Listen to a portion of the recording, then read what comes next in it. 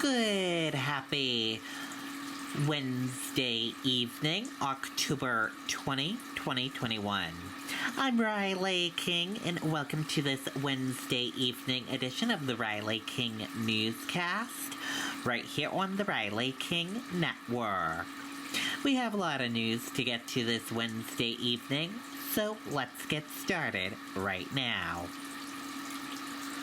First up, mother of missing 5-year-old boy, other man charged in case to remain in jail for now. Let's take a listen to that video from WMUR News 9.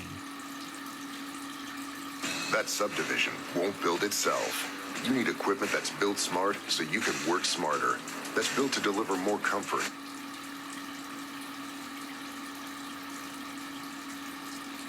Danielle Dauphinée and Joseph Staff were arraigned on charges of child endangerment and witness tampering. As you mentioned, these are all connected to the disappearance of Elijah Lewis. Now, Dauphinée currently faces 3 felony counts of witness tampering and 2 misdemeanor charges of child endangerment. Joseph Staff is facing 1 charge of witness tampering and 1 charge of child endangerment. Now, a judge ordered the 2 held without bail today while they meet with their lawyers ahead of potential bail hearings. In the meantime, law enforcement continues to search for Elijah, who has not been seen in about a month. Authorities began looking for the little boy after he was reported missing by DCYF last week. Today, Elijah's uncles pleaded to their sister Danielle to come forward with information about her son. That I really want her to shine the light on where this boy is. That's probably the number one thing on a lot of people's minds right now, especially when it's getting cold outside. It's kind of tough. I just hope he's okay. And Danielle's brother says the family is estranged. He says he last spoke with his sister about a year ago. He also says she has 5 children and has never hurt her kids that he knows of. Reporting live in Merrimack, I'm Tim Callery, WMUR News. Okay, and there you go on that video and that report.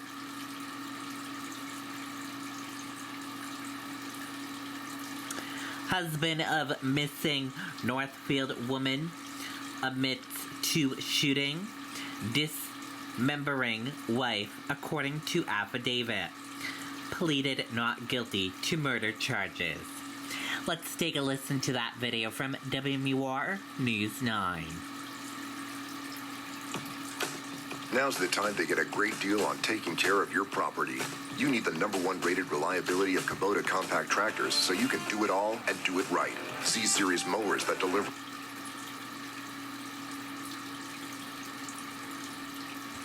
Tom, according to a police affidavit, Joseph and Emily Ferlazzo were celebrating their 1-year wedding anniversary in Bolton, Vermont. And we have to warn you, some of these details are disturbing to hear. Joseph told police initially that they got into a heated argument Saturday inside their camper, and Emily was punching and kicking him. He told investigators that as Emily was in bed, he grabbed a handgun, jumped on top of her, and shot her twice in the head, then moved the camper to a friend's residence in St. Albans. 12 to 15 hours later, he dismembered her body, kept her remains inside the camper. Officers obtained a search warrant and found those remains in the bathroom of the vehicle, as well as a gun. The allegation is that Mr. Ferlazzo got into an argument with his wife and shot her, killing her in Bolton. He left the body in the van for several days, and that is where it was ultimately recovered by the police. Now, tonight, investigators have confirmed those remains do belong to Emily and that the manner of death is homicide. Reporting live in studio, Mike Cherry, WMUR News. Okay, and there you go on that video and that report.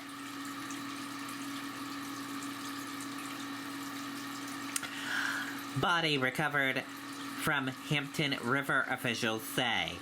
Let's take a listen to that video from WMUR News 9.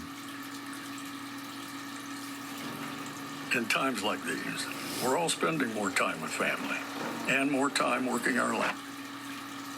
We begin tonight with breaking news in Hampton, where a body has been found.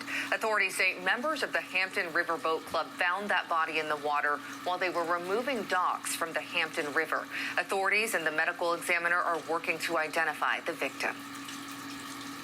Okay, and there you go on that video and that report.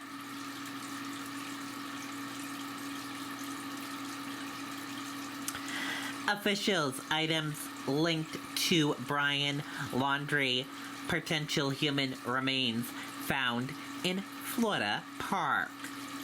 Items believed to belong to Brian Laundrie and potential human remains were found Wednesday at a Florida wilderness park during the search for clues in the slaying of Gabby Petito, according to the FBI. FBI special agent in charge told reporters what appears to be human remains and items belonging to Laundrie, including a backpack, have been found in the nature reserves in Northport.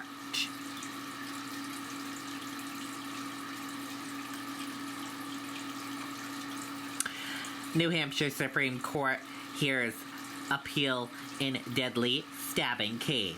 Let's take a listen to that video from WMUR News 9. The versatile Kubota BX series. Easily switch attachments to mow, haul, trench, or do whatever needs to get done. Talk to your local Kubota dealer today to schedule a demo. Where best meets second to none, MD.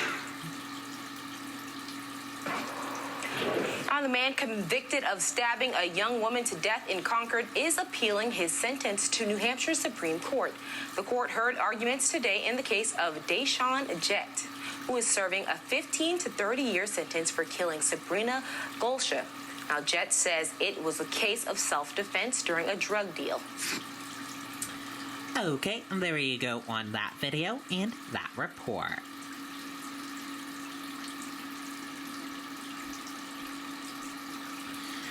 Nicholas Cruz pleads guilty to all charges in 2018 Parkland massacre.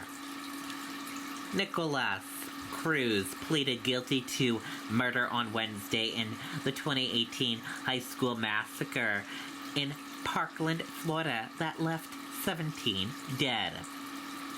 Cruz entered his pleas in a court hearing attended by a dozen relatives of victims after answering a long list of questions from the circuit judge.